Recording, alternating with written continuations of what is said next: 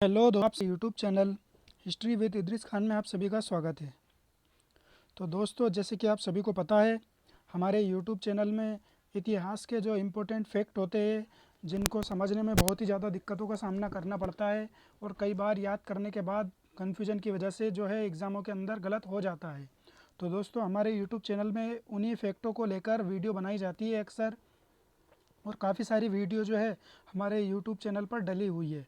तो दोस्तों, उन सभी वीडियो को देखने के लिए हमारे यूट्यूब चैनल की प्लेलिस्ट में जाकर आप उन वीडियो को आसानी से देख सकते हो। तो दोस्तों, इसी के अगले क्रम में आज का जो हमारा वीडियो जो रहने वाला है, जैसे कि आप सभी को पता है, हिमाचल प्रदेश के अंदर असिस्टेंट प्रोफेसर का जो है एग्ज़ाम हुआ था 5 दिसंबर 2022 को, और जो है उसमें जो इतिहास का जो क्वेश्चन पेपर आया था उसके ऊपर हम डिस्कस करने वाले हैं।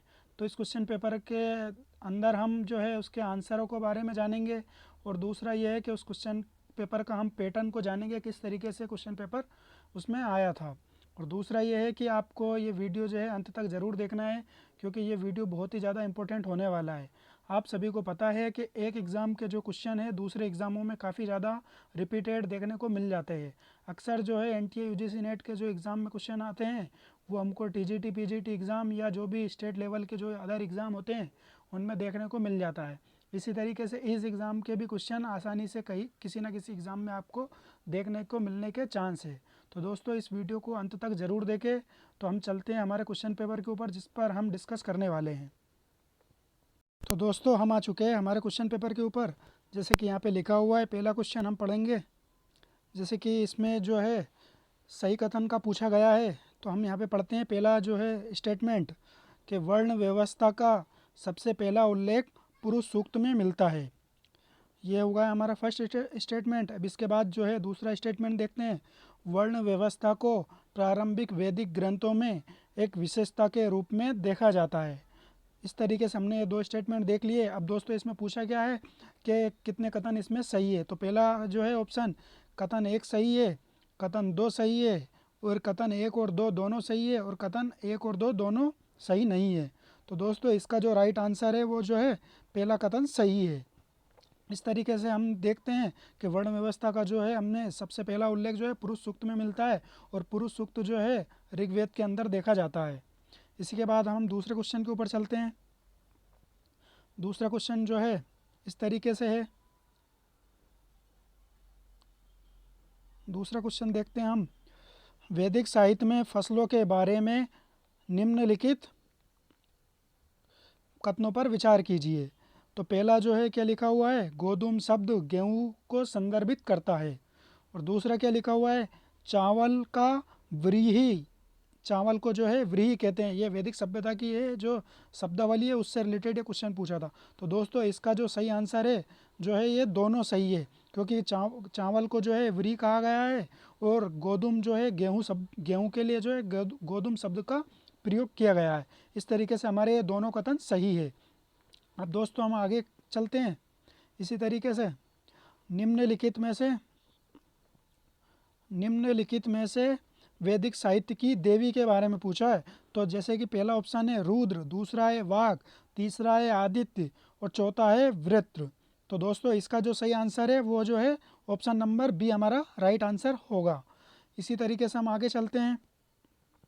उद्दालक अरुणी के संदर्भ में यहाँ से क्वेश्चन पूछा गया है। उद्दालक अरुणी का संबंध, मतलब इनका जो संवाद है वो किस उपनिषद के अंदर पूछा गया है। तो पहला ऑप्शन है बृहदारण्यक उपनिषद, मुंडक उपनिषद, केन उपनिषद, और चौथा है ये जो है छंदोग उपनिषद। तो दोस्तों, इसका जो राइट आंसर है छंदोग उपनिषद इसका राइट आंसर है। और छंदोग उपनिषद जो है किसका, इसका ये जो है किसका उपनिषद है, इसके बारे में आपको कमेंट्स बॉक्स के अंदर आंसर देना है। छंदोग उपनिषद जो है किसका उपनिषद है, इसका आंसर आपको बताना है। अब इसके बाद हम चलते हैं अगले क्वेश्चन की तरफ। आड़ संस्कृति से क्वेश्चन पूछा गया था। आड़ संस्कृति के बर्तन के बारे में निम्नलिखित कथनों पर विचार कीजिए। तो इसमें क्या दिया गया है, यहाँ मोटे चाक से बने काले और लाल रंग के बर्तन मिलते हैं, और इनमें कोई पेटेंट डिजाइन नहीं है। इस तरीके से दो क्वेश्चन पूछे थे। तो दोस्तों, इसका जो राइट आंसर है जो है पहला कथन सही है। इनमें कोई पेटेंट डिजाइन नहीं है, ये वाला आंसर हमारा गलत हो जाएगा। इस तरीके से ए ऑप्शन हमारा सही है। इसके बाद हम आगे चलते हैं। अगला क्वेश्चन जो है पेटेंट ग्रे से आ गया है हमारा अगला क्वेश्चन। पेटेंट ग्रे वेयर मतलब जो जो हमारी जो मृत भांड है उससे रिलेटेड ये क्वेश्चन है। संस्कृत के बारे में निम्नलिखित में से कौन सा कथन सही है? तो सही कथन इसमें से बताना है। इनकी पहचान सबसे पहले कौशाम्बी में हुई थी। दूसरा को स्टेटमेंट जो है क्या है, घग्गर हकरा क्षेत्र के स्थलों में लोहे की कलाकृतियों का प्रमाण दिया है। इस तरीके से दूसरा स्टेटमेंट है, जखेड़ा में सोना और तांबा मिलता है। तो दोस्तों इसका जो है right answer option number C है। गंगा घाटी में पीडब्ल्यूडी के बाद जोरवे संस्कृति आती है। तो दोस्तों ये ऑप्शन हमारा गलत है। जोरवे संस्कृति जो है महाराष्ट्र की संस्कृति है, तो ये गंगा घाटी से इसका कोई संबंध नहीं है। इस तरीके से इसका सही ऑप्शन बिल्कुल राइट है। अब दोस्तों हम आगे चलते हैं। दीघ निकाय के बारे में क्वेश्चन आया है। दीघ निकाय का क्या आया है कि दीघ निकाय के महापरिनिर्वाण सूत्र में दिए गए बुद्ध के निधन के निकट बुद्ध और आनंद के बीच बातचीत के बारे में निम्नलिखित में से कौन सा कथन सही है? तो दोस्तों आप सभी को पता है दीघ निकाय में जो है महापरिनिर्वाण सूत्र है, उसके अंदर गौतम बुद्ध और आनंद के बीच एक संवाद हुआ था।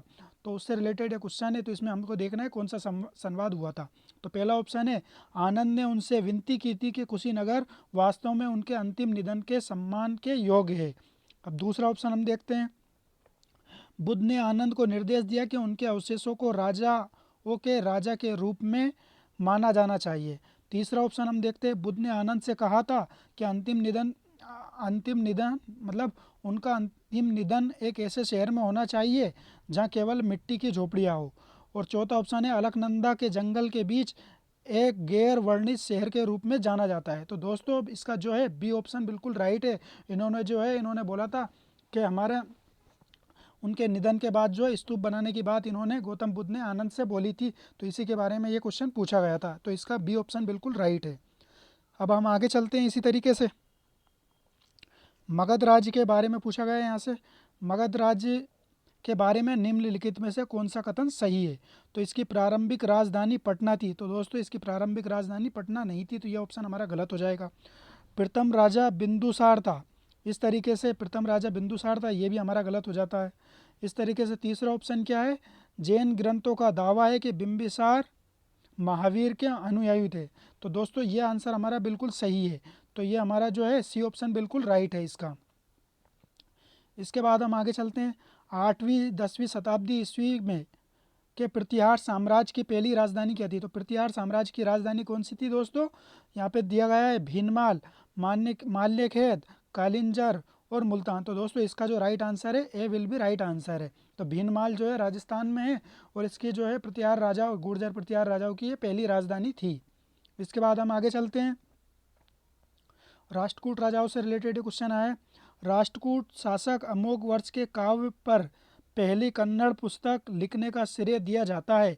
इससे किस प्रकार से नामित किया? तो अमोघ वर्ष की जो पुस्तक है कन्नड़ साहित्य की, उसके बारे में पूछा है। तो इसका जो है पहला ऑप्शन है मदन तिलक, दूसरा है साहस भीम विजय, तीसरा है जो है आदि पुराण, और ये ऑप्शन नंबर बी पे है जो कविराज मार्ग। तो कविराज मार्ग जो है बिल्कुल राइट आंसर है। वो कन्नड़ साहित्य की जो है पहली रचना है कविराज मार्ग। इस तरीके से हम आगे चलते हैं।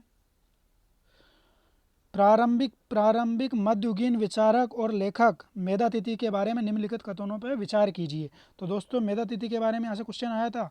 तो यहाँ पे उन्होंने बोला है कि वह चोरी से अपनी रक्षा के लिए शस्त्र धारण करना व्यक्ति का अधिकार, मतलब चोरों से बोला है उन्होंने कि चोरों से अपनी रक्षा करने के लिए शस्त्र धारण करना व्यक्ति का अधिकार मानता है।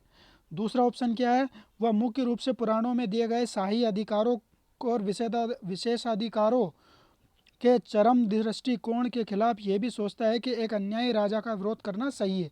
तो दोस्तों यहाँ पे जो है हमारे दोनों ऑप्शन बिल्कुल सही है। इस तरीके से हमारा ये जो है सी आंसर हमारा बिल्कुल राइट है। आगे चलते हैं। प्रारंभिक राजधानी पटना थी, ये ऑप्शन हमने ये वाला क्वेश्चन हमने कर लिया है। महाजनपद के बारे में पूछा है, महाजनपद के संघ क्या थे? महाजनपद के संघ के बारे में पूछा है। महाजनपद के संघ क्या थे? राजतंत्र, लोकतंत्र, कुलीन तंत्र या तानाशाही। तो इसका जो राइट आंसर है बी वाला जो है राइट, बिल्कुल बी राइट आंसर है इसका, कुलीन तंत्र इसका बताया गया है। इस तरीके से हम आगे चलते हैं। प्राचीन भारत में सिक्कों से रिलेटेड क्वेश्चन है। प्राचीन भारत में प्रारंभिक सिक्कों के बारे में निम्नलिखित कथनों पर विचार कीजिए। तो पहला क्या है, पाली ग्रंथों में सिक्कों के प्रथम निश्चित संदर्भ मिलता है। और दूसरा क्या है, सिक्कों की खोज पुरातात्विक साक्ष्यों से साहित्यिक साक्ष्य की पुष्टि नहीं होती। तो दोस्तों ये बिल्कुल गलत है, क्योंकि पुरातात्विक साक्ष्यों में ना जो साहित्य की है, सिक्कों के ऊपर जो लेख लिखे हुए होते हैं उनसे हमको उसकी पुष्टि मिल जाती है। इस तरीके से हमारा जो है पहला वाला आंसर बिल्कुल हमारा राइट है। तो इसका ए ऑप्शन बिल्कुल राइट है। इसके बाद हम आगे चलते हैं। निम्नलिखित में से कौन 3 संस्कृत नाटक स्वपन वासवदत्ता, रत्नावली और प्रियदर्शिका का रोमांटिक नायक है? तो इसका ऑप्शन है प्रद्योत, उदयन, विराट और पुष्कर। तो इसका जो है बी आंसर बिल्कुल राइट है। उदयन जो है इन तीनों नाटकों का नायक है। इस तरीके से हम आगे चलते हैं। प्राचीन भारत की वर्ण व्यवस्था से रिलेटेड ये क्वेश्चन आया है। वर्ण व्यवस्था से रिलेटेड ये क्वेश्चन आया है। देखते हैं हम क्या है क्वेश्चन। प्राचीन भारत की वर्ण व्यवस्था के बारे में निम्नलिखित कथनों पर विचार कीजिए। तो पहला क्या है, बौद्ध और जैन ग्रंथों में वर्ण व्यवस्था का उल्लेख नहीं है। तो दोस्तों ये जो है आपको देखना है क्या है, सही है गलत है। बौद्ध और महावीर के दिनों में वर्ण सामाजिक पहचान के आधार के रूप में अप्रासंगिक था। तो दोस्तों ये जो है दोनों ऑप्शन बिल्कुल इसके गलत है।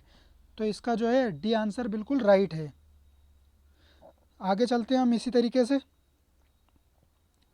प्राचीन भारत में स्त्री धन से रिलेटेड क्वेश्चन है। दोस्तों हम ये देखते हैं, प्राचीन भारत में स्त्री धन के बारे में निम्नलिखित कथनों पर विचार कीजिए।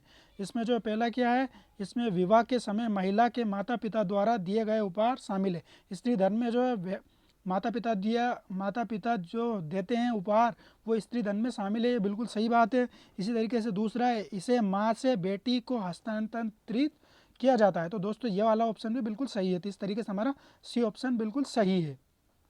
इसके बाद हम आगे चलते हैं। निम्नलिखित में से कौन जैन आचार्य नहीं थे? इसमें जैन आचार्य कौन नहीं थे इसके बारे में पूछा है। पूज्यपद, भद्रबाहु और हरिभद्र। तो दोस्तों ये तीनों जो है जैन आचार्य थे। बोधायन जो थे ये जैन आचार्य नहीं थे। इस तरीके से हम आगे चलते हैं। नीतिसार के बारे में क्वेश्चन पूछा गया। नीतिसार पुस्तक जो है किसकी रचना है? दंडी, विशाखदत्त, कामंदक या बाणभट्ट। तो दोस्तों ये बहुत ही ज़्यादा इजी क्वेश्चन है। कामंदक की जो है नीतिसार रचना उनकी है। इस तरीके से हम आगे चलते हैं। मेगास्थनीज के बारे में पूछा गया। मेगास्थनीज की इंडिका में वर्णित आमित्रघात कौन है? तो दोस्तों ये हमको बताना है, अजातशत्रु, बिंबिसार, बिंदुसार या चंद्रगुप्त। तो दोस्तों आमित्रघात के लिए जो है बिंदुसार को यूज़ किया गया है। बिंदुसार के लिए मेगास्थनीज की इंडिका में आमित्रघात शब्द का यूज़ किया गया है। इस तरीके से हम आगे चलते हैं। अर्थशास्त्र में निम्नलिखित में से किसे राजस्व के मुख्य संग्रहकर्ता और खातों के रख रखाव के प्रभारी के रूप में वर्णित किया गया है? दोस्तों बहुत अच्छा क्वेश्चन है। इसके बारे में हम देखते हैं। अंतर्वांशी का पहला ऑप्शन है। दूसरा है समानिधात्री, तीसरा है अक्षपटल और चौथा है समात्री। तो दोस्तों समात्री जो है इसका राइट आंसर है इसका। इसके बाद हम आगे चलते हैं। सही मैच करने वाला क्वेश्चन आया था। ये अशोक के शिलालेख जो है उनके ऊपर क्या क्या संकेत है? तो दोस्तों इनको हम मिलाना है। 4 सिंह स्तंभ, हाथी स्तंभ शिखर पे बैठा है, हाथी की प्रतिमा जो है, बेल स्तंभ शिखर पे और हाथी और शिला। तो दोस्तों 4 सिंह स्तंभ जो है आपको सभी को पता है, इसका जो है सारनाथ होगा। इस तरीके से।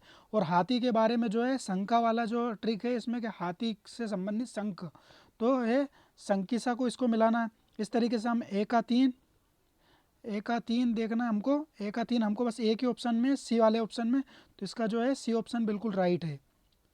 3 1 2 4। तो 3 1 2 और 4 और जो है हाथी वाला जो है धोली के अंदर मिला हुआ। इस तरीके से हमारी ये सही जोड़ी जो है मिल चुकी है। इसके बाद हम आगे चलते हैं। प्रारंभिक मध्यकालीन भारत के पाल और प्रतिहार साम्राज्य के बारे में निम्नलिखित कथनों पर विचार कीजिए। तो दोस्तों इस पे क्या करना है हमको। एक प्रांत के राज्यपाल को विषयपति कहा जाता है। दूसरा, राज्यपाल से भू राजस्व एकत्र करने और सेना की सहायता से कानून व्यवस्था बनाए रखने की अपेक्षा की जाती थी। तो दोस्तों ये जो है इसका जो है पहला ऑप्शन गलत है और दूसरा ऑप्शन बिल्कुल सही है। इस तरीके से जो है बी आंसर हमारा राइट है। इसके बाद हम आगे चलते हैं।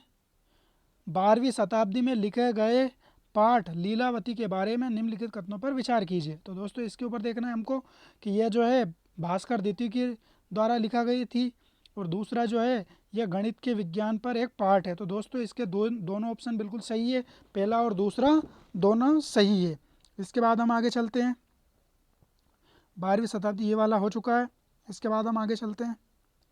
श्रवण बेलगोला में बाहुबली की विशाल जैन प्रतिमा के बारे में निम्नलिखित कथनों पर विचार कीजिए। तो दोस्तों ये क्वेश्चन हम देखते हैं। इसमें पहला ऑप्शन है, यह कठोर तपस्या करते हुए संत को खड़ा हुआ दिखाता है। ये जो है प्रतिमा है कठोर तपस्या करते हुए संत को खड़ा दिखाता है। दूसरा है, संत को अपने पैरों के चारों ओर चढ़ने वाले पौधों से बेपरवाह दिखाया जाता है। तो दोस्तों इसका जो है दोनों ऑप्शन बिल्कुल सही है, तो इसका C answer will be right है। इसके बाद हम आगे चलते हैं। रामानुज द्वारा बल दिया गया प्राप्ति का मार्ग क्या था? मोक्ष प्राप्ति का जो मार्ग था उनके ऊपर बताया गया है कि उन्होंने किस चीज़ पे बल दिया था।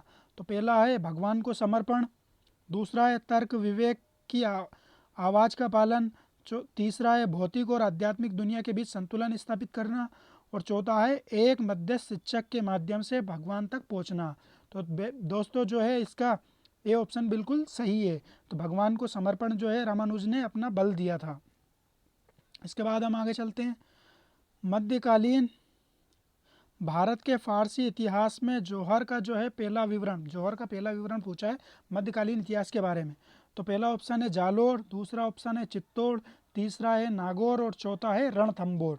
तो दोस्तों इसका जो है बिल्कुल सही आंसर है ऑप्शन नंबर डी, रणथंभौर। इसका जो है उल्लेख अमीर खुसरो ने किया है, क्योंकि जब 1301 में अलाउद्दीन खिलजी ने जब रणथंभौर पर आक्रमण किया था, तो अमीर देव चौहान की जो उनकी पत्नी थी रंगा देवी, उन्होंने जौहर किया था, और उनकी जो लड़की थी उन्होंने भी जौहर किया था साथ में। तो इस तरीके से जो है पहला जौहर और राजस्थान का पहला साका जो बोलते हैं, दो पत्नी और पति के साथ, और पति जो है केसरिया पगड़ी धारण करके जब युद्ध भूमि में जाते हैं और पति भी शहीद हो जाते हैं और अपनी जो है उनकी पत्नी वो जौहर कर लेती है, तब साका कहलाता है। इस तरीके से पहला साका, और इस जो है फारसी इतिहास में जौहर का पहला विवरण भी रणथंभौर से हमको मिलता है। इसके बाद जो है चित्तौड़ के बारे में बात करते हैं। तो चित्तौड़ के अंदर भी इन्होंने पद्मिनी ने जौहर किया था। जब 1303 में अलाउद्दीन खिलजी ने यहाँ पे आक्रमण किया था, तो 1303 में चित्तौड़ में पद्मिनी ने जौहर किया था, और यहाँ पे दूसरा साका जो है राजस्थान का संपन्न हुआ था। तो इस तरीके से जो है हमारा इस क्वेश्चन का राइट आंसर है रणथंभौर है।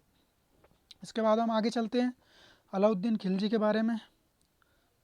अलाउद्दीन खिलजी का दक्षिण भारत का सैन्य अभियान सबसे दूर दक्षिण में कहाँ तक गया था? तो दोस्तों दक्षिण में जो है सबसे दूर कहाँ तक गया था, इसके बारे में इसमें पूछा है।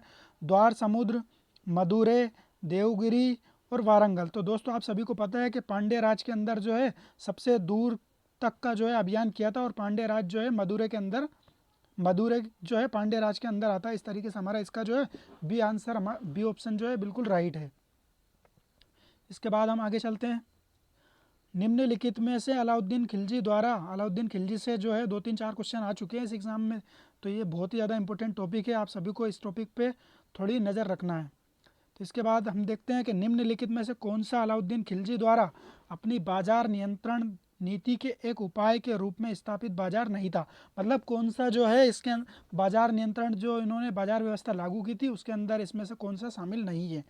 तो पहला है रत्न और आभूषण, महंगा कपड़ा, अनाज और घोड़े, गुलाम और मवेशी। तो दोस्तों ये जो तीनों चीज़ है ये इसके अंदर शामिल थी, और जो है रत्न आभूषण जो है इसके अंदर शामिल नहीं था। तो इसका जो है हमारा पहला ऑप्शन हमारा बिल्कुल सही है। तो रत्न आभूषण जो है बाजार व्यवस्था के अंदर इसमें शामिल नहीं किया गया था। इसके बाद हम आगे चलते हैं अलाउद्दीन खिलजी से रिलेटेड। देखो अभी एक चौथा जो है क्वेश्चन पूछा गया है। तो 4 जो क्वेश्चन है एक ही टॉपिक से दिए गए इस एग्ज़ाम के अंदर। अलाउद्दीन खिलजी के कृषि सुधार के बारे में निम्नलिखित कथनों पर विचार कीजिए। 2 आब में जो है भू राजस्व का निर्धारण खेती की भूमि के माप के आधार पर किया गया था। तो दोस्तों ये जो है बिल्कुल सही है। खूंटों और मुकदमों को सामान्य किसानों की तुलना में मामूली कम दर पर भू राजस्व का भुगतान करने की अनुमति थी। तो दोस्तों ये वाला ऑप्शन बिल्कुल गलत है, क्योंकि ये सारी चीज़ें जो है सम्राट के अधिकार में आती थी और सम्राट ये सब कुछ कर सकता था। तो इसका जो है पहला ऑप्शन बिल्कुल सही है, ये ऑप्शन इसका सही माना जाएगा। इसके बाद हम आगे चलते हैं। निम्नलिखित में से कौन सी नदियाँ वारंगल और द्वार समुद्र के बीच बहती थी? तो दोस्तों इसके बारे में जो है आपको ही डिस्कस करना है। पहले हम बता देते हैं कि नर्मदा और गोदावरी, कृष्णा और तुंगभद्रा, गोदावरी और महानदी, कावेरी और चित्तर। तो दोस्तों इसमें जो है ए ऑप्शन और बी ऑप्शन तो बिल्कुल गलत है, ये तो बिल्कुल हो ही नहीं सकता है। या तो इसमें सी हो सकता है या इसमें से डी हो सकता है। तो दोस्तों इसको आपको जो है सर्च करके इसको देखना है कि जो है वारंगल और द्वार समुद्र के बीच में कौन सी नदियाँ बहती है। तो इसमें सी और डी में से कोई सा भी एक आंसर हो सकता है। इसका कमेंट्स बॉक्स में ज़रूर आंसर दे। इसके बाद हम आगे चलते हैं। मोहम्मद बिन तुगलक से जो है सांकेतिक मुद्रा, ये वाला टॉपिक भी जो है बहुत ही ज़्यादा इंपॉर्टेंट है। यहाँ से हर एग्ज़ाम में जो है क्वेश्चन पूछा जाता है। तो यहाँ पे क्या है क्वेश्चन हमारा, मोहम्मद बिन तुगलक के सांकेतिक मुद्रा प्रयोग के बारे में निम्नलिखित में से कौन सा कथन सही है? तो जो है हमें सही कथन बताना है। भारत में सांकेतिक मुद्रा का विचार नया नहीं था, क्योंकि पहले भी यह प्रयास किया गया था। दूसरा है, सांकेतिक मुद्रा की वापसी के समय किसी भी विनिमय के लिए कोई वादा नहीं किया गया था, यह गलत है। तीसरा हम देखते हैं, सांकेतिक मुद्रा एक कांस्य सिक्का था जिसका मूल्य चांदी के टंका के समान था। तो दोस्तों सी वाला जो है बिल्कुल सही आंसर है। चौथा है, एक अनूठी डिजाइन विशेषता के कारण सांकेतिक मुद्रा बनाना संभव नहीं था। तो ये भी हमारा गलत है। और दोस्तों ये जो है भारत में सांकेतिक मुद्रा का विचार नया नहीं था, क्योंकि पहले भी यह प्रयास किया गया था। तो ये भी बिल्कुल गलत है, क्योंकि यह पहला प्रयास था। इसका जो है हमारा सी आंसर बिल्कुल राइट है। इसके बाद हम आगे चलते हैं। सल्तनत काल के दौरान मध्य और पश्चिम एशिया के साथ भूमि व्यापार किसके हाथ में था? तो व्यापार जो है किसके हाथ में था, इससे रिलेटेड ये क्वेश्चन पूछा है।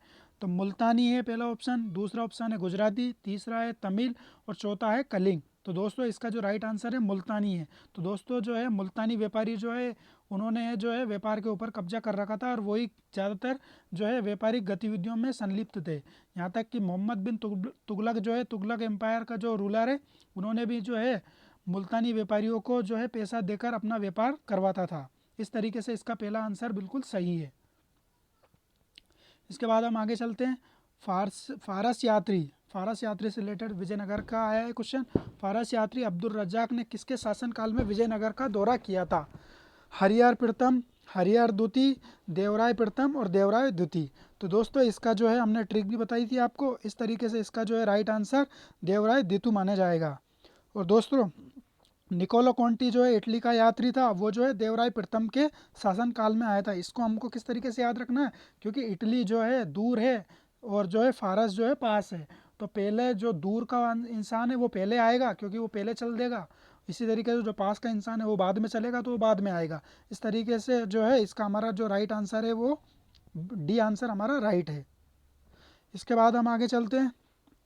निम्नलिखित में से किसने खगोल विज्ञान की खोज को प्रोत्साहित किया और दौलताबाद के निकट एक वेधशाला का निर्माण करवाया?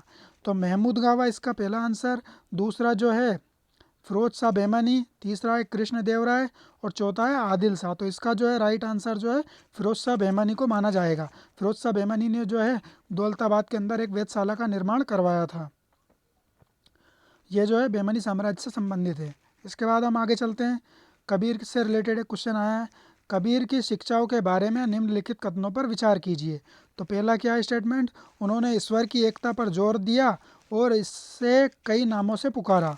दूसरा है, इन्होंने मूर्ति पूजा की कड़ी निंदा की। तो दोस्तों ये जो है दोनों ऑप्शन बिल्कुल सही। तो इसका जो है सी आंसर बिल्कुल राइट है। सी ऑप्शन बिल्कुल राइट है, दोनों कथन सही है इसमें। इसके बाद हम आगे चलते हैं। महाभारत और रामायण का बंगाली में अनुवाद किसके संरक्षण में किया गया? मालाधर बसु, इब्राहिम शार्की, नुसरत शाह और जैनुल आबदीन। तो दोस्तों इसका जो राइट आंसर है नुसरत शाह। नुसरत शाह जो है बंगाल का रूलर था, उसके शासनकाल में उसके संरक्षण में जो है महाभारत और रामायण का जो है बंगाली अनुवाद हुआ था। इसका जो है सी आंसर, सी ऑप्शन बिल्कुल सही है। इसके बाद हम आगे चलते हैं। मान कोतवाल किस विषय पर एक पाठ है, मतलब मान कोतवाल का जो है किस विषय पर लिखी गई एक ये रचना है? तो संगीत, वस्त्र कौशल, वास्तुकला, युद्ध। तो दोस्तों इसका जो है संगीत जो है बिल्कुल सही आंसर है। ये ऑप्शन बिल्कुल सही है इसका, संगीत के ऊपर जो है मान कोतवाल की रचना हुई है। इसके बाद हम आगे चलते हैं। बाबर और इब्राहिम लोदी के बीच खानवा की लड़ाई का स्थल कहाँ है? तो दोस्तों बाबर और इब्राहिम लोदी के बीच ये जो है खानवा की लड़ाई, ये क्वेश्चन कहीं से कहाँ तक कुछ समझ में नहीं आ रहा है। वैसे तो जो है खानवा की लड़ाई तो महाराणा सांगा के साथ हुई थी, और जो है ये ऑप्शन शायद कुछ मिस्टेक है इस क्वेश्चन के अंदर, तो हो सकता है ये क्वेश्चन बदल जाए। मगर हमको जो है खानवा का अगर देखना है तो जो है इसका जो है बी ऑप्शन देखा जाएगा कि आगरा के जो है पश्चिम में जो है खानवा पड़ता है। बाकी बाबर और इब्राहिम लोदी के बीच में जो युद्ध हुआ था वो जो है पानीपत का युद्ध हुआ था, और खानवा वाला जो युद्ध हुआ था वो जो है राणा सांगा के मध्य और बाबर और राणा सांगा के मध्य हुआ था। तो दोस्तों ये जो क्वेश्चन है ड्रॉप भी हो सकता है, जो भी प्रॉब्लम है वो एग्जामिनर के अकॉर्डिंग जो होगा वो देखा जाएगा। तो इसका जो है खानवा की लोकेशन जो है आगरा के पश्चिम में पड़ती है, हमने इसका बी आंसर माना है। इसके बाद हम आगे चलते हैं।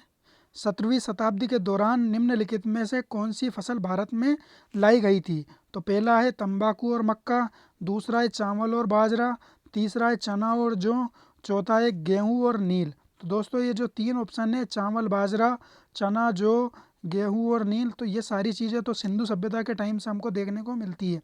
इसके अलावा जो है तंबाकू और मक्का जो है हमारे जो यूरोपीय यात्री आए थे पुर्तगाली है डच वगैरह, इन लोगों के साथ जो है पुर्तगालियों के टाइम पे तंबाकू और मक्का भारत में आई थी, इसलिए जो है इसका ए ऑप्शन बिल्कुल सही है। इसके बाद हम आगे चलते हैं। मध्यकालीन भारत में जमींदारी व्यवस्था के बारे में निम्नलिखित कथनों पर विचार कीजिए। तो जमींदारी से रिलेटेड क्वेश्चन है, तो इसको देखते हैं हम। जमींदारी अपनी जमींदारी सहित सभी भूमि का मालिक था। दूसरा है जमींदारों को कई गांवों से भू राजस्व वसूल करने का वंशानुगत अधिकार था। तो दोस्तों इसका जो पहला ऑप्शन है ये बिल्कुल गलत है, क्योंकि मालिकाना हक जो है सम्राट का होता था, और दूसरा जो है इनको जो है भू राजस्व वसूलने का जरूर वंशानुगत अधिकार था, इसलिए इसका जो है दूसरा ऑप्शन सही था। इस तरीके से इसका बी ऑप्शन राइट है। इसके बाद हम आगे चलते हैं, ये वाला कर ही लिया है हमने। मुगल भारत में विद्वानों और धार्मिक देवताओं के रख रखाव के लिए भूमि के छोटे छोटे हिस्से दिए गए थे, जिन्हें क्या कहा जाता है? दोस्तों धार्मिक अधिकारी को जो है मुगल काल में जो किस तरीके की भूमि दी जाती है उसके बारे में इसमें पूछा गया था। तो तकावी, इक्ता, मनसबदारी और मदद मास। तो दोस्तों इसका जो राइट आंसर है मदद मास जो है राइट आंसर है। ये जो है धार्मिक प्रवृत्ति के लोगों को मदद के लिए जो है उनको उनके खर्च पानी के लिए जो है मदद मास भूमि आवंटित की जाती थी। और तकावी जो है ये कृषकों को ऋण के रूप में ये धन दिया जाता था। इक्ता जो है दिल्ली सल्तनत का वर्ड है, इक्ता दिया जाता है। इसी तरीके से मनसबदारी जो है ये मुगल काल में जो है मनसब दिए जाते थे। जिस तरीके से इक्ता दिया जाता है उसी तरीके से मनसब भी दिया जाता था। मनसब जो है एक पोस्ट हुआ करती थी। इसके बाद हम आगे चलते हैं। राज मार्तंड वर्मा 18वीं शताब्दी की शुरुआत में कहाँ के शासक थे? कालीकट के, मैसूर के, त्रावणकोर के या मारवाड़ के? तो दोस्तों ये तो बहुत ही इजी क्वेश्चन है। ये जो है त्रावणकोर के शासक थे राजा मार्तंड वर्मा। इसके बाद हम आगे चलते हैं। भरतपुर के जाट राज्य की स्थापना किसके द्वारा की गई थी? दोस्तों जाट राज्य के बारे में पूछा है कि किसने इसको संस्थापक कौन है इसका? सूरजमल, जय सिंह, चूड़ामन और बदन सिंह, रणजीत सिंह और राजा राम। तो दोस्तों इसका तो जो है राइट आंसर इसका सी ऑप्शन बिल्कुल राइट है। चूड़ामन जो है वास्तविक संस्थापक है, बदन सिंह ने जो है इसकी स्थापना की थी। इस तरीके से सी ऑप्शन हमारा बिल्कुल सही है। इसके बाद हम आगे चलते हैं। पिट्स इंडिया एक्ट 1784 के बारे में कौन सा कथन सही है? तो दोस्तों इसमें जो है पहला ऑप्शन दिया गया है, इसने ब्रिटिश सरकार को कंपनी के मामलों पर आंशिक नियंत्रण दिया था। इसके बाद दूसरा ऑप्शन है, इसने बॉम्बे और मद्रास प्रेसिडेंसी को बंगाल के अधीन कर दिया था। तीसरा है, इसने भारत के मामलों के लिए नियंत्रण बोर्ड को समाप्त कर दिया था। और चौथा जो है, कंपनी का भारतीय व्यापार एक अधिकार समाप्त कर दिया गया था। तो इसका जो राइट आंसर है ऑप्शन बिल्कुल राइट है, क्योंकि इसने जो है ब्रिटिश सरकार को कंपनी के मामलों पर आंशिक नियंत्रण कर दिया था, क्योंकि यहाँ पे जो है बोर्ड ऑफ कंट्रोल की स्थापना कर दी गई थी। तो इसका जो सी ऑप्शन दिया है इसके बिल्कुल अपोजिट में वो ए ऑप्शन है, क्योंकि बोर्ड ऑफ कंट्रोल की स्थापना जो है 1784 में पिट्स इंडिया एक्ट के माध्यम से की गई थी। इस तरीके से जो है कंपनी के ऊपर आंशिक नियंत्रण स्थापित कर दिया था। इसका ए ऑप्शन बिल्कुल राइट है। इसके बाद हम आगे चलते हैं। कर ही लिया ये वाला क्वेश्चन हमने। 19वीं सदी के पूर्वार्ध में ईस्ट इंडिया कंपनी की वाणिज्यिक नीतियों के बारे में निम्नलिखित कथनों पर विचार कीजिए। इसमें दिया गया है, इसने भारत को पर्याप्त आर्थिक और भौतिक लाभ देने के लिए भारत के संसाधनों को निर्यात को बढ़ावा दिया। तो दोस्तों ये तो आप सभी को पता है कि ऐसा कुछ भी ब्रिटिश ईस्ट इंडिया कंपनी ने कुछ भी नहीं किया था। ये सब उनकी जो है सेल्फ उनकी पूर्ति के लिए ये सब चीज़ें उन्होंने उनके फ़ायदे के लिए सब किया था। इसके बाद जो है ये ऑप्शन हमारा गलत है। इसने ब्रिटेन को भारतीय विनिर्माताओं का उपभोक्ता बना दिया था। तो ये भी बिल्कुल गलत है, क्योंकि ये जो है भारतीयों के अंदर, भारत के अंदर उन्होंने जो है अपने सामानों को बेचा था, ना कि भारतीय विनिर्माताओं को उपभोक्ता बनाया था। इस तरीके से दोनों ऑप्शन गलत है, तो इसका जो है डी आंसर बिल्कुल राइट है। इसके बाद हम आगे चलते हैं। 1833 ईस्वी में अंग्रेज़ों ने एक विधि आयोग की नियुक्ति की थी, जिसकी अध्यक्षता किसने की थी? लॉर्ड मैकाले ने, विलियम बिलरफोर्स ने, लॉर्ड कॉर्नवालिस ने और चार्ल्स ग्रांट ने। तो दोस्तों जो है इसका राइट आंसर है लॉर्ड मैकाले। जो है विलियम जो वो विलियम बेंटिक जो थे, उनके समय पे जो 1833 में जो है ये विधि आयोग आया था, उसकी अध्यक्षता जो है लॉर्ड मैकाले ने की थी। इस तरीके से हमारा ए ऑप्शन बिल्कुल सही है। इसके बाद हम आगे चलते हैं। हिंदू विधवाओं का पुनर्विवाह वैध करने के लिए भारत सरकार अधिनियम कब पारित किया गया था? 1828 में, 1856 में, 1905 में, 1912 में। तो दोस्तों जो ये है 1856 में, इसको जो है लॉर्ड कैनिंग के समय इसको जो है लागू किया गया था। 1856 जो है इसका राइट आंसर है। इस तरीके से इसका बी ऑप्शन हमारा सही हो जाएगा। इसके बाद हम आगे चलते हैं। 1820 में प्रकाशित पुस्तक प्रिसेप्ट्स ऑफ जीसस किसके द्वारा लिखी गई है? तो मतलब ये जो है एकेश्वरवाद के ऊपर इसमें जो है जीसस की जो ईसाई धर्म है उसके ऊपर जो है इसमें प्रहार किया गया था। जो है इसके ऊपर किसने इसको लिखा था, इसके बारे में पूछा है। ईश्वर चंद्र विद्यासागर, डेविड हेयर, राम मोहन राय और हेनरी विलियम डेरोजियो। तो दोस्तों इसका जो है सी ऑप्शन बिल्कुल सही है, क्योंकि इन्होंने ही प्रिसेस ऑफ जीसस नामक पुस्तक लिखी थी जो है 1820 में। इसका सी ऑप्शन बिल्कुल सही है। इसके बाद हम आगे चलते हैं।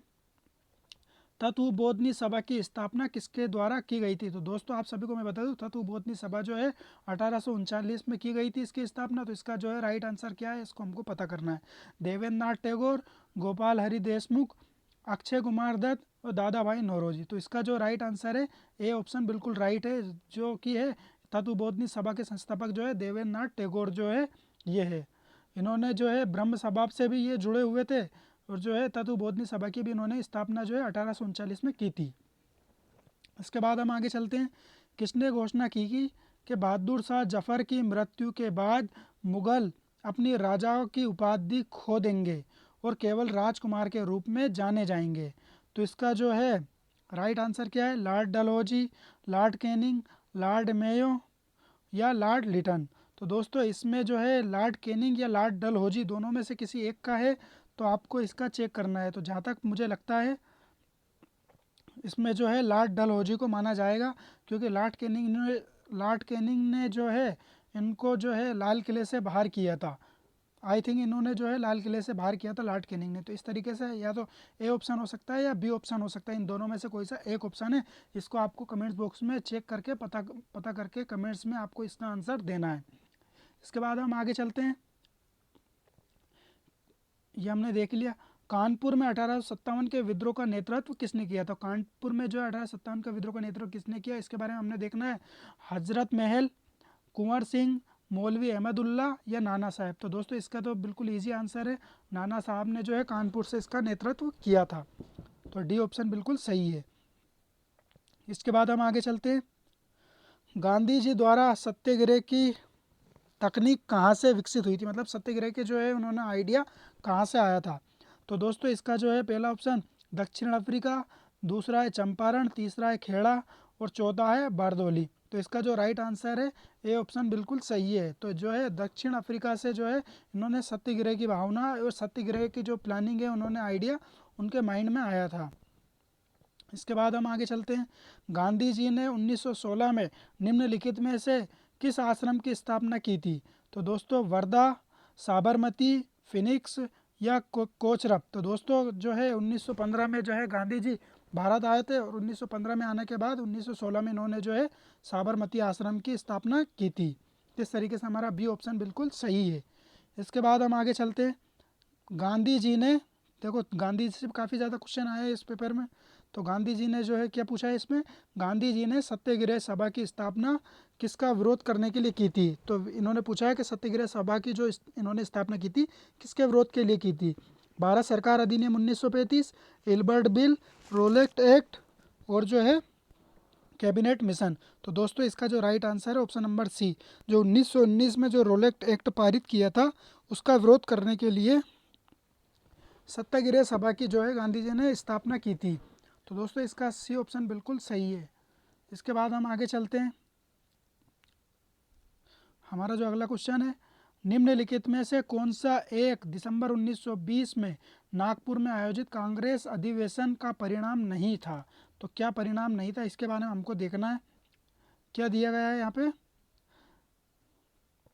भाषाई क्षेत्रों के आधार पर प्रांतीय कांग्रेस समितियों का पुनर्गठन किया गया। तो यह तो बिल्कुल सही बात है। इसमें कांग्रेस का नेतृत्व अब एक कार्य समिति के द्वारा किया जाना था। तो दूसरा ये भी बिल्कुल सही है। कांग्रेस का सदस्यता का शुल्क अपरिवर्तित रहा था। दोस्तों ये बिल्कुल गलत है, क्योंकि यहाँ पे इन्होंने जो है कांग्रेस की जो ज्वाइनिंग फीस थी उन्होंने बढ़ा दी थी, लगभग 25 पैसे के आसपास, शायद 25 पैसे या 50 पैसे के आसपास इन्होंने उस टाइम पे इसकी फ़ीस कर दी थी, कुल मिला के फ़ीस बढ़ाई थी। चौथा क्या है, कांग्रेस को गांव के छोटे शहरों और मोहल्लों तक पहुंचाना, मतलब छोटी छोटी समितियों के माध्यम से गांव के अंदर कांग्रेस की पकड़ मजबूत करने के लिए जो है यहाँ से शुरू किया गया था। तो इसका जो है सी आंसर, सी ऑप्शन जो है बिल्कुल सही है, क्योंकि ये गलत है, इसमें नहीं पूछा था। इसके बाद हम आगे चलते हैं। कांग्रेस खिलाफत स्वराज पार्टी की स्थापना 1922 में, खिलाफत आंदोलन के बाद से रिलेटेड है ये, स्वराज पार्टी की स्थापना 1922 में किसके द्वारा की गई थी। तो पहला है वल्लभ भाई पटेल और डॉक्टर राजेंद्र प्रसाद, दूसरा है सी आर दास और मोतीलाल नेहरू, तीसरा है लोकमान्य तिलक और डॉक्टर अंसारी, चौथा है गांधी जी और जवाहरलाल नेहरू। तो दोस्तों इसका जो राइट आंसर है ऑप्शन नंबर बी है। तो जो है चोरा चोरी की घटना के बाद जो है कांग्रेस के अंदर थोड़ा सा बिगाड़ पैदा हुआ था। इसके बाद जो है मोतीलाल नेहरू और सी आर दास ने मिलकर स्वराज पार्टी की स्थापना कर दी थी। और इनका जो मतभेद जो है चुनाव के ऊपर जो हुआ था, क्योंकि जो चुनाव के लिए आधे सदस्य जो है कांग्रेस के आधे सदस्य बोलने लगे कि हमको चुनाव लड़ना चाहिए और आधे बोल रहे थे कि हमको चुनाव नहीं लड़ना है। मतलब परिवर्तनवादी और अपरिवर्तनवादी, इस तरीके से दो का मैटर बन गया था। तब जाके जो है सी आर दास और मोतीलाल नेहरू ने जो है स्वराज पार्टी बनाई और स्वराज पार्टी बनाने के बाद इन्होंने चुनाव लड़ा था। इस तरीके से हमारा बी ऑप्शन बिल्कुल सही है।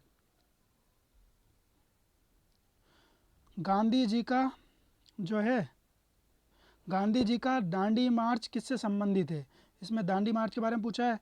असहयोग आंदोलन, बारदोली सत्याग्रह, भारत छोड़ो आंदोलन और सविनय अवज्ञा आंदोलन। तो दोस्तों इसका जो राइट आंसर है 1930 में जो सविनय अवज्ञा आंदोलन था, एक दांडी मार्च के बाद ही जो है इस आंदोलन की शुरुआत होती है। तो इस तरीके से हमारा सी ऑप्शन बिल्कुल सही है। असहयोग आंदोलन जो है 1920 का है, बारदोली सत्याग्रह जो है 1928 का है, भारत छोड़ो आंदोलन जो है 1942 का है। इस तरीके से हमारा सी ऑप्शन बिल्कुल सही है। इसके बाद हम आगे चलते हैं। 1985 के से लेकर 1947 के बीच कांग्रेस ने अपने वार्षिक अधिवेशन, और कांग्रेस के जो अधिवेशन है 1885 के बाद से लेकर 1947 के मध्य कहाँ हुए थे, बॉम्बे, मद्रास, लाहौर या कलकत्ता। तो दोस्तों इसका जो राइट आंसर है कलकत्ता है, क्योंकि लगभग 9 या 10 जो है कांग्रेस अधिवेशन जो है कलकत्ता के अंदर हुए थे। और इसके बाद और पूछा जाए कलकत्ता के बाद सबसे ज़्यादा कहाँ हुए थे, तो फिर बम्बई में हुए थे। इस तरीके से हमारा इसका right answer option number D है। अगले क्वेश्चन पे चलते हैं। इसी तरीके से 1938 के दौरान कांग्रेस ने किसकी अध्यक्षता में एक राष्ट्रीय योजना समिति का गठन किया था। सुभाष चंद्र बोस, वल्लभ भाई पटेल, आचार्य नरेंद्र देव और जवाहरलाल नेहरू। तो दोस्तों इसका जो राइट आंसर है जवाहरलाल नेहरू थे, और इस कांग्रेस अधिवेशन की जो अध्यक्षता कर रहे थे वो सुभाष चंद्र बोस थे। इस तरीके से इसका हमारा जो राइट आंसर जो है ऑप्शन नंबर डी है। इसके बाद हम आगे चलते हैं।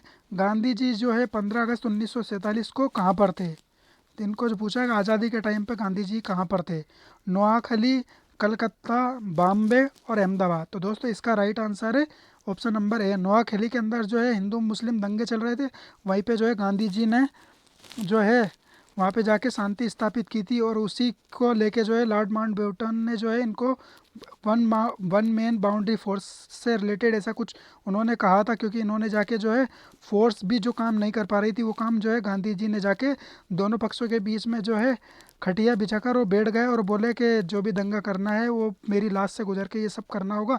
इससे रिलेटेड जाके उन्होंने बातें बोली और तब जाके वहाँ का दंगा शांत किया था। तो जो है 15 अगस्त के दिन जब भारत हमारा आज़ाद हो रहा था तब जो है गांधी जी जो है नोआखली के दंगों के अंदर शांति स्थापित करने में लगे हुए थे। तो हमारा जो है इसका right answer option number A है।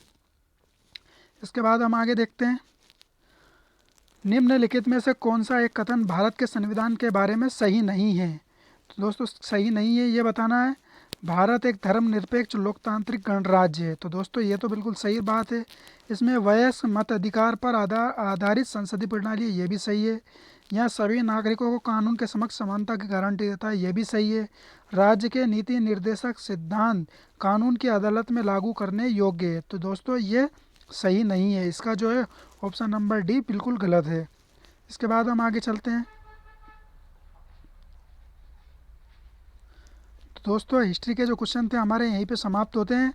तो दोस्तों अगर आपको ये वीडियो हमारी अच्छी लगी है, अगर आपको इससे कुछ सीखने को मिला है या आपको इससे कुछ हेल्प हुई है तो हमारे वीडियो को लाइक करें और ज़्यादा से ज़्यादा दोस्तों में इसको शेयर करें। और इसी तरीके से हिस्ट्री से रिलेटेड जो भी आपके डाउट है, जो भी आपके कन्फ्यूजन है, उसको लेके आप हमारे कमेंट्स बॉक्स में, यूट्यूब के जो हमारे वीडियो के कमेंट्स बॉक्स में आप कमेंट कर सकते हैं। हमारे टेलीग्राम चैनल पे आके हमको मैसेज करके बता सकते हैं। और दोस्तों इस पेपर से रिलेटेड अगर आपको कोई भी डाउट है, कोई भी कन्फ्यूजन है तो प्लीज़ जो है कमेंट्स बॉक्स में ज़रूर बताएं। और जो भी मैंने पूछा है कि जिन भी क्वेश्चनों को आपका आंसर देना है उनके आंसर ज़रूर कमेंट्स करें। और दोस्तों हमारे वीडियो को ज़्यादा से ज़्यादा शेयर करें और जो है हमारे यूट्यूब चैनल को सब्सक्राइब करें और आने वाली वीडियो को देखने के लिए बेल आइकन को ज़रूर प्रेस करें। और भी जो वीडियो डली हुई है उनको देखने के लिए आप हमारे यूट्यूब चैनल की प्लेलिस्ट में जाके और भी जो बहुत सारी वीडियो डली हुई है उनको आप आसानी से देख सकते हैं। तो दोस्तों इस वीडियो को हम यहीं समाप्त करते हैं। थैंक यू, धन्यवाद।